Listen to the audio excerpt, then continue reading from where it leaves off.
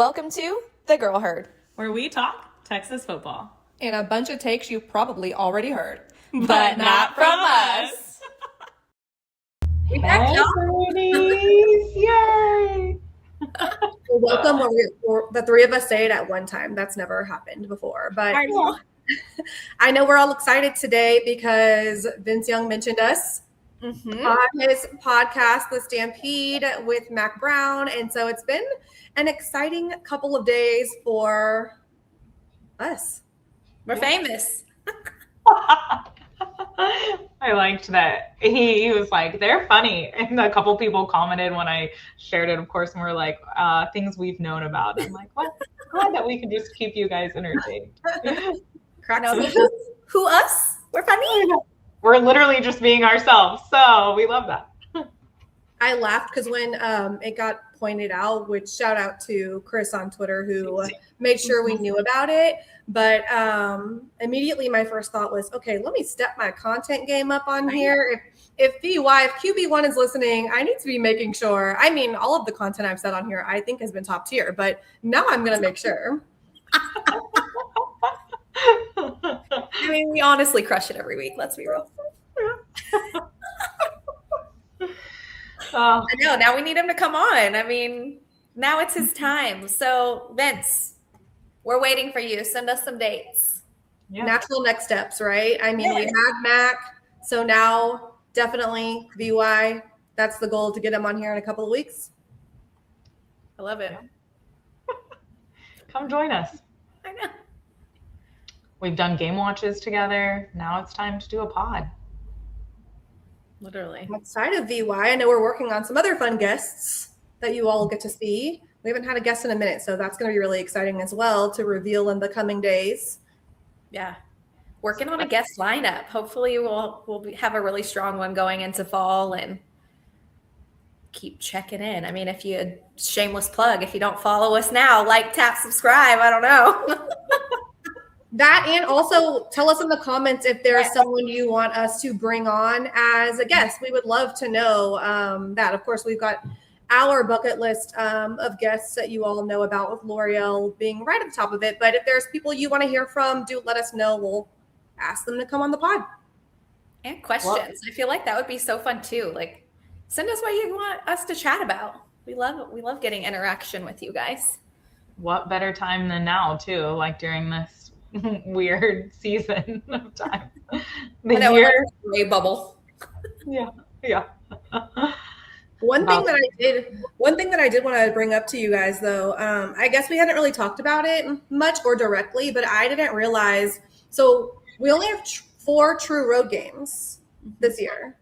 And I think that's a good thing for us after like how much we were away and for the like stint that we were away last year. I'm hoping that goes in our favor, especially now with knowing we only have the one bye week in the SEC this year. So we don't get a lot of losses at DKR, so I'm hoping that that's a good sign for us. Yeah, I had a client meeting last week. He's a Texas alum, and his oldest daughter, just accepted to UT and is going. And he was like, we were looking at the schedule. I'm like, catch me in Austin all of October. I was like, I know. I was like, in case you want a road trip together, I mean, we can carpool. It's going to be amazing. I'm here for the switch up. Well, I think, like one time we were talking about, okay, so we like hope to go to Tennessee, and then you have like Florida, like you have like all these games back to back right at the start. And it's like, and they're all in Austin, like only Tennessee would be away, right? And then of course OU is kind of mutual, but looking at our schedule and our travel in this year. And that's why like check out IT Shorts, like we'll also talk about a lot of things football. And one of them being mine that was, the which stretch. And I like, Devin, that's what I was paying attention to. Like, where are we away? What games are home? Like, what is happening? And I too was like, oh, that's actually surprising how many times we're away versus home. Not that necessarily makes things easier or harder, but of course we have the most away games right at the end. Yeah. Like Austin and DKR are going to hate to see us coming by the end. I just hope that it's like an October that has cold fronts versus it being like hot. I mean, the last couple of years, October in Texas, it's still like pretty toasty. And then of course, like those 2:30 or 11 a.m. games. Like you'd think 11 a.m. helps, it like doesn't, but I don't know. I'm feeling really high on the idea of us getting more night games at DKR this year. So I'm crossing fingers for that because gosh, the last game was just so much fun. And, this team deserves it. And the fan base does too. And the light show. We want to see all the drones. What are they going to do this year? They put so much time and energy to it that the crowd, it also just makes the crowd go crazy. So give us all the night slots. We know the Ohio State one is the late game, right? We already know that part. So that's exciting. That one's going to definitely be prime time. And at the same time, I'm like, but if they would have had to come in midday and high heat, that plays to our advantages too. It's not great for us, ideally, and sweating and not looking our best by the end. But even at night, let's be honest, it's gonna be warm. It's gonna be toasty. We will have our fans. It's gonna be toasty. What's really funny about that? I wonder how they prepare because I had a friend who played at Stanford. I mean, this was like eons ago. And this is not going to age me, but it'll age him. So Stanford played against Texas at the time in football. And of course, that area weather, Northern California, it's very cool. So they were like doing all of these like basketball gyms with no AC and all this like simulation. And he was like, it didn't help at all. It was just miserable. It's something you're just not ready for. Yeah. And the turf in general, like takes it up a notch. They always say, hey, it's this temperature outside, but here's what the temperature is on the field. And it's always astronomical. I'm like, oh my God. Weren't we switching at some point to real grass? Did that happen? Yes. So it hasn't happened yet. And the reason why is they need our new practice fields to be done. So it was supposed to be for the 2026 season. And they're still going to do it, but they're doing it for next year. Yeah. I was like, yes, it was talked about. No, it hasn't been done yet. Like still on the burner, still on the back burner.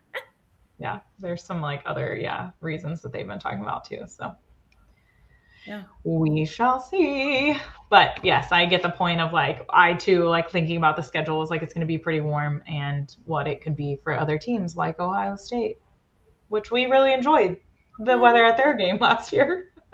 Lovely. I think about that all the time. Like I'll just be randomly walking around my house and I think about, gosh, that was so nice. We looked so good. I was looking at one of the pictures that popped up in my memories and I was like, man, we look so cute at this game. Like and our hair, all of it. Like the hair isn't sticky under the hat. It's just like so many like beauty things that happened to you in Austin. And that's something that I think we could probably talk about more on our social media this year is just like what we do to like survive. Cause I think everyone talks to all of us, all of our friends about like, how do we manage to go to all these games? Like they think it's tiring just watching us. And that's kind of funny because I'm sure that it is, even though we're having a blast, but there's actually so much that goes into like not looking a mess at these games. So we'll have to get into that.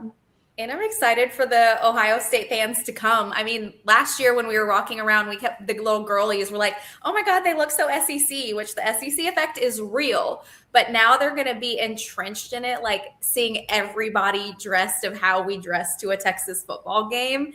And I'm interested. We'll have to like interview or stop some people, some girls, and see what they have to say about the fashions.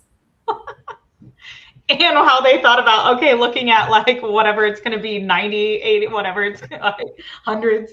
How do I dress for this? I don't even know where to begin, right? Like we kept bring sweatshirts.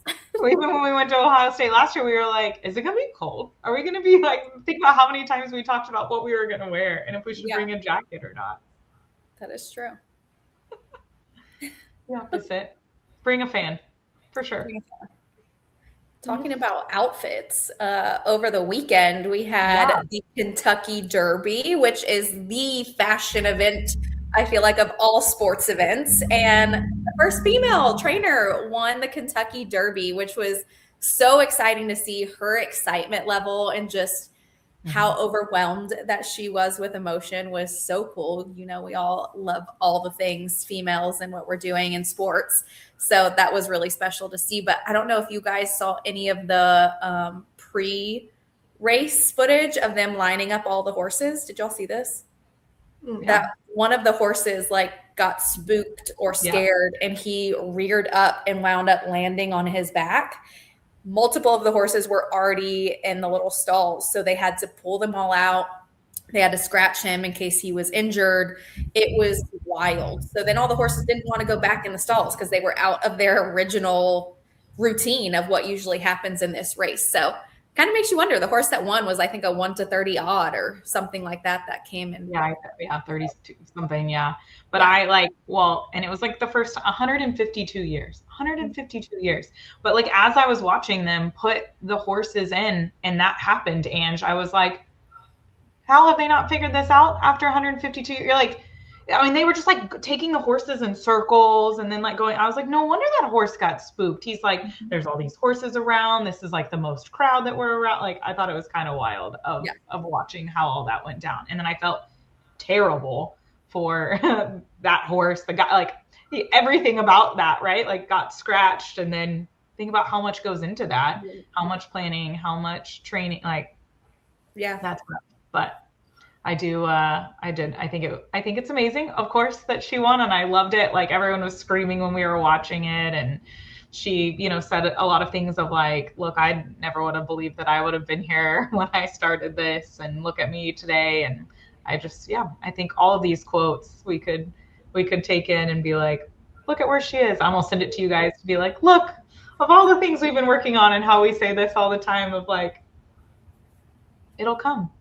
It will come. We've been putting all the good energy out.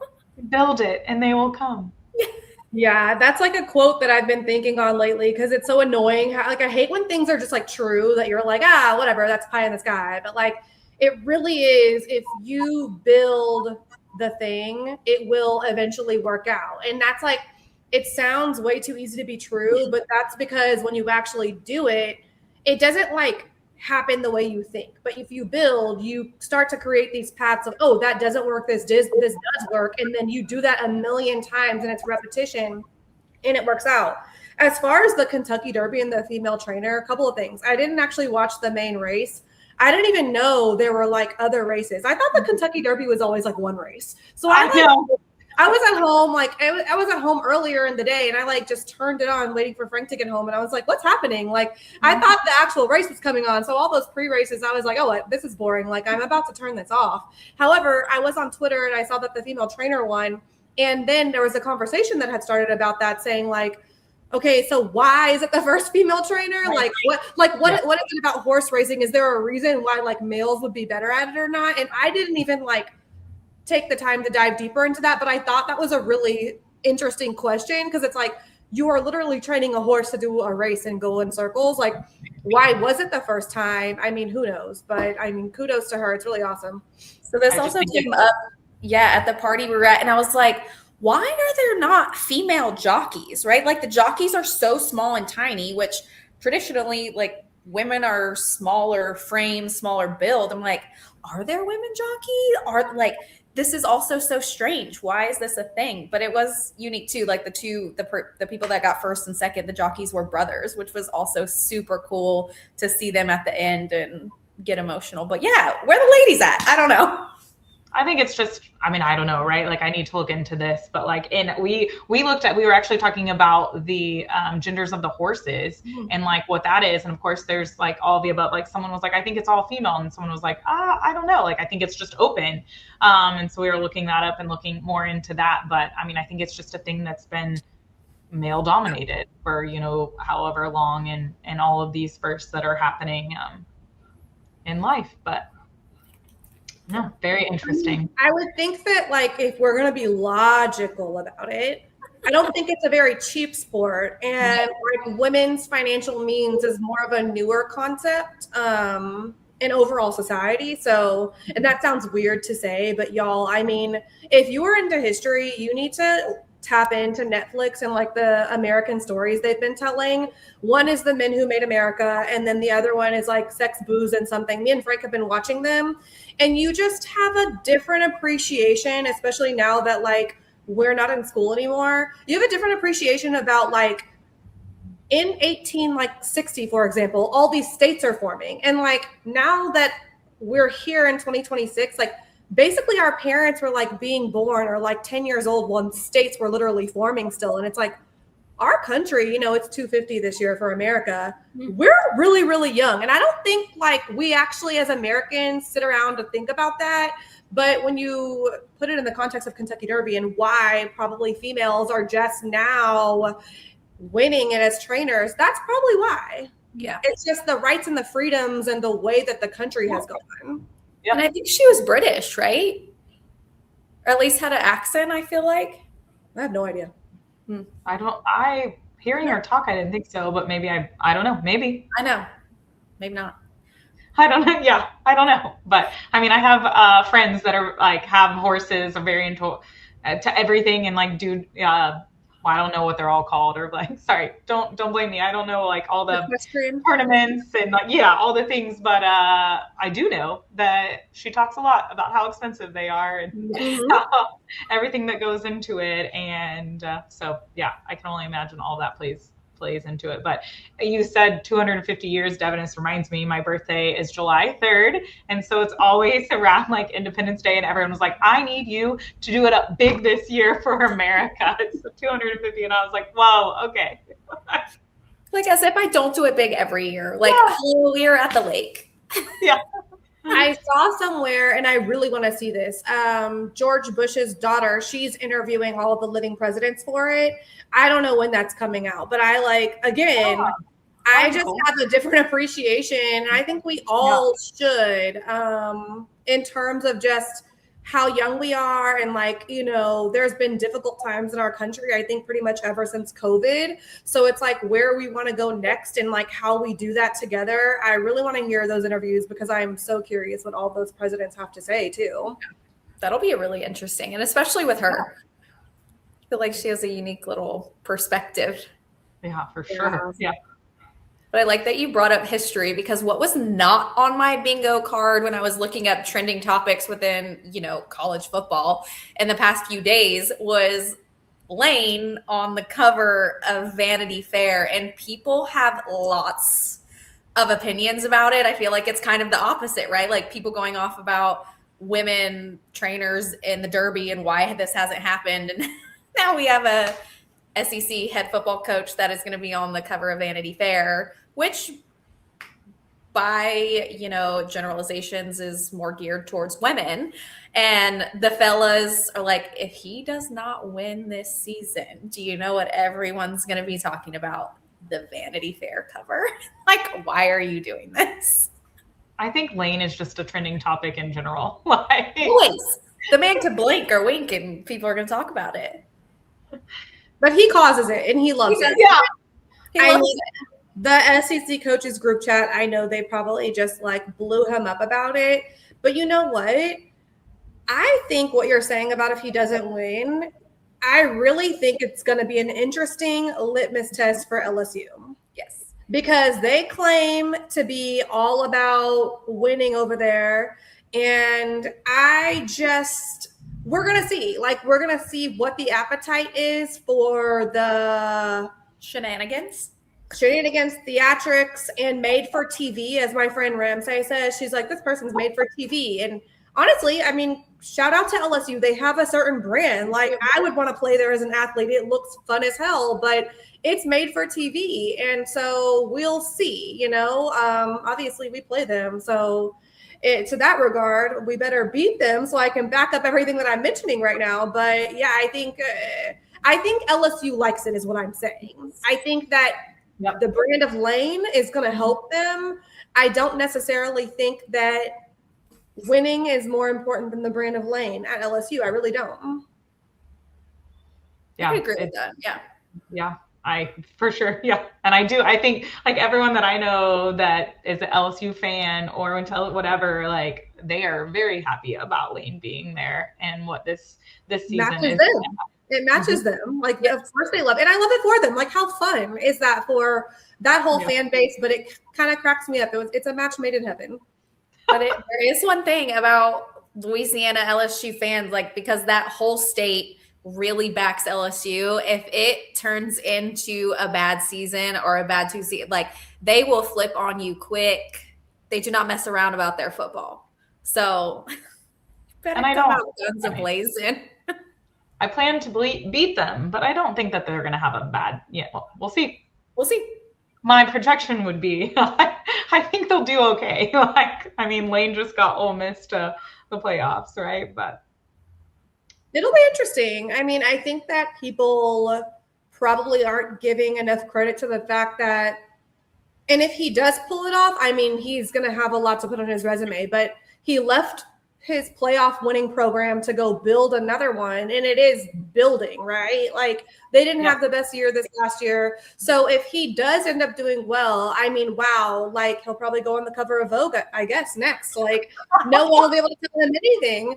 I think it's going to be harder than what it seems. But again, you got the brand at LSU behind you, so definitely he won't be working alone. So we're all going to have to see what happens. You saying that just made me think. I'm like, oh my God, this guy's about to be on the ESPN body like magazine. Probably. In his yoga pose. stop.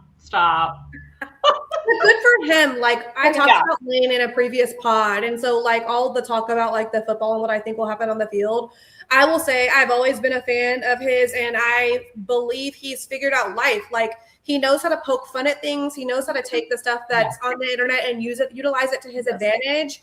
And he seems really happy, healthy, like doesn't drink anymore. And I mean, yeah, you can't do anything but say kudos to him for everything he's done. Truly. Agreed. Yeah. We talked about him a lot this past season. Like, we loved watching his daughter and his TikToks and all the things. And I agree, Devin. He's leaning into it. He fits the LSU. Like, we're making all these jokes, but that's literally like, that's what everything is, right? He loves it. Lane loves it. He's leaning in. Can't wait to play him this year. One of our last few games. No, we can't wait. And we're leaning in. We have so much fun, exciting things coming up for you guys up until the season and beyond. So make sure you follow along with us.